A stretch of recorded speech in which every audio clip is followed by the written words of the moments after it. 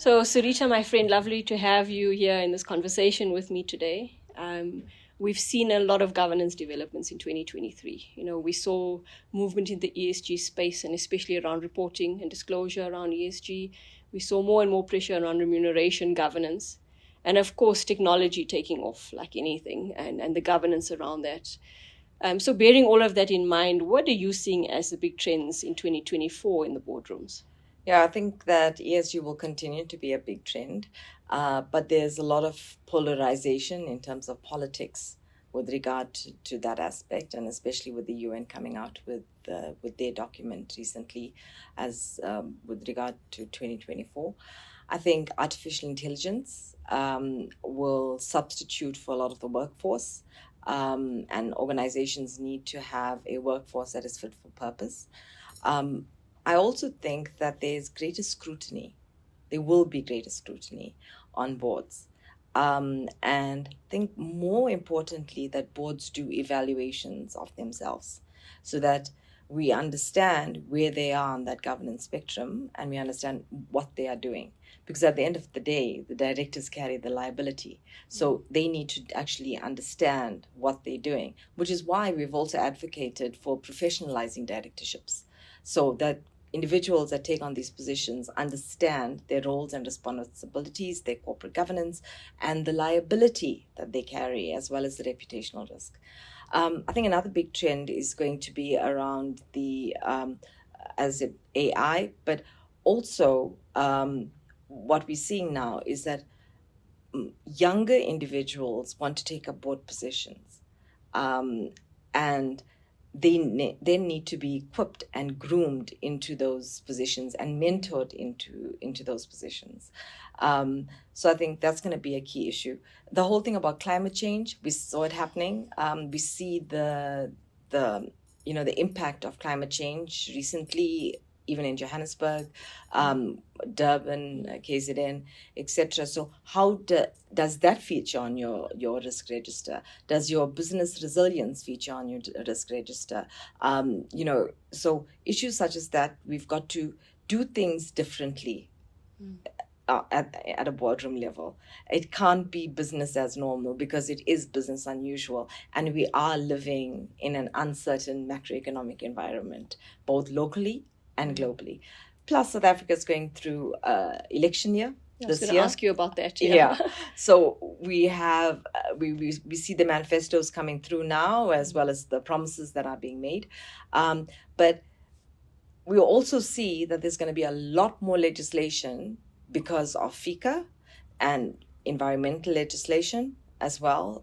There's the review of the Companies Act and amendments, and the unintended consequences of some of those sections as well. So I think 2024 is going to be a year when directors really have to up their game and take corporate governance seriously in all aspects, and not see it as a hindrance, but actually as a protection mechanism for the organization and for themselves as individuals, as directors, and their risk of liability.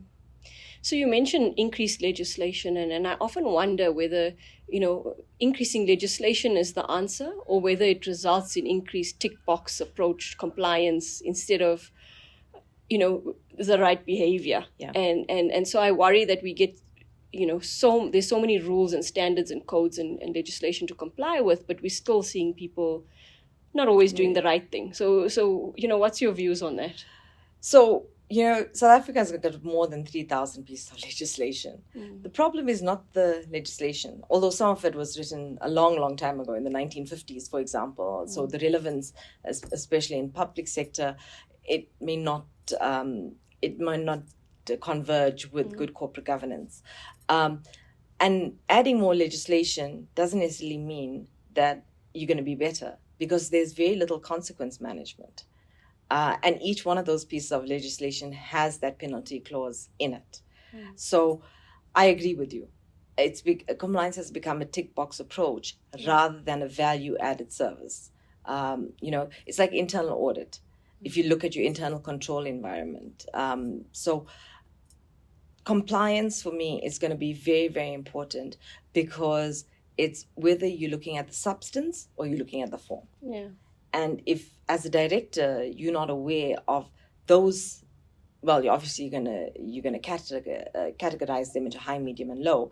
But if you're not aware of what the implications are of non-compliance with those high risk or medium risk pieces of legislation, I do think that you are going to find yourself in difficulty, and the regulators will come after you, which will impact your reputation as an organization as well as you personally. I always say every piece of legislation requires humans to bring it to life, to action it. And the problem is that that's oftentimes where the issue comes in, not necessarily with the piece of legislation or code. Yeah. Exactly. And it takes, I mean, we can have the best risk management framework, for example. You know, you get a consultant in, they do a risk management framework, but they don't transfer those skills to the organization and the individuals in the organization that have to implement it. So again, if you do a King 4 assessment, you know, they say, we have this. Yes, but how is it applied and how do you monitor it?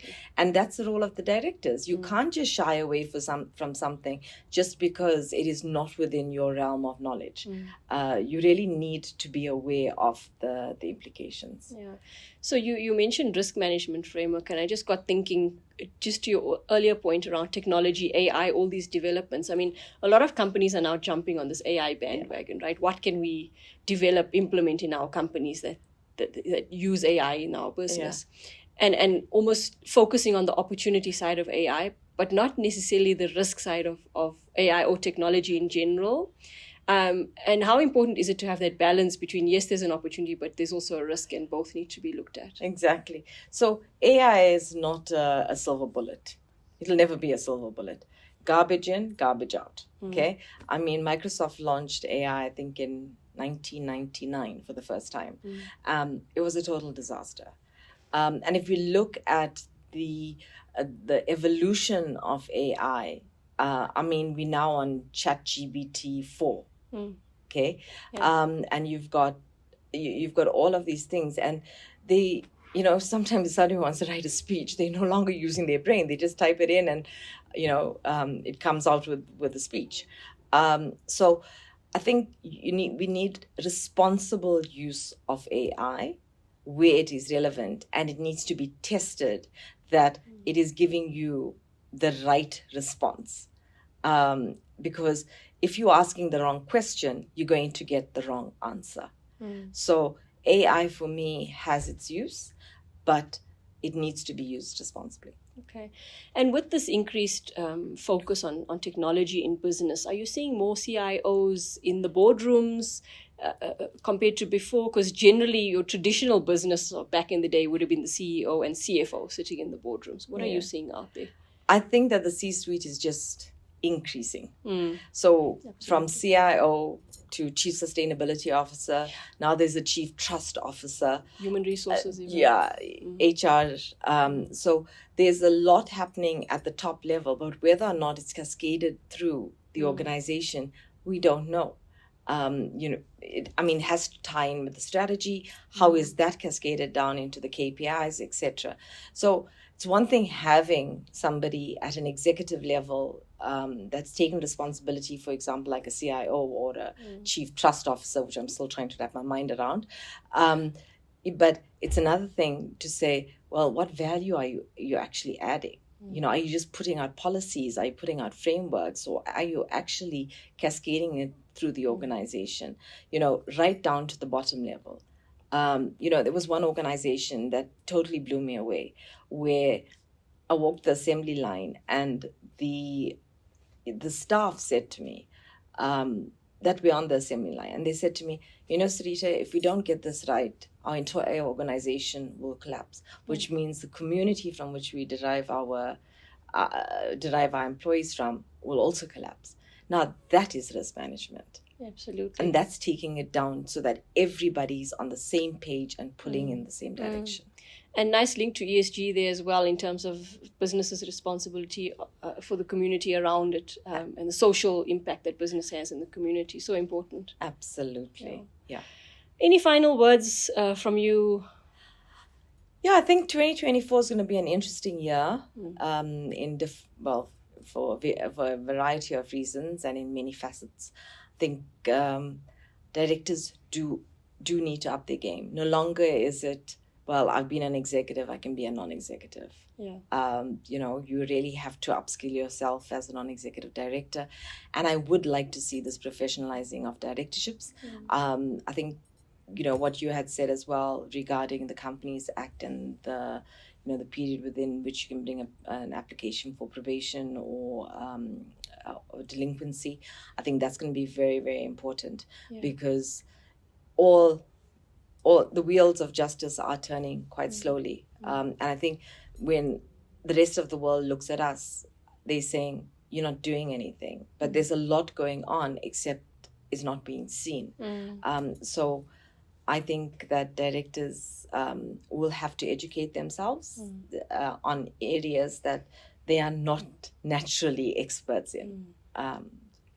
So nice takeaway there for directors on just accountability in general, being accountable for their own role, also holding management accountable for their role. Exactly. Thank you so much. You're welcome. Lovely chatting to you.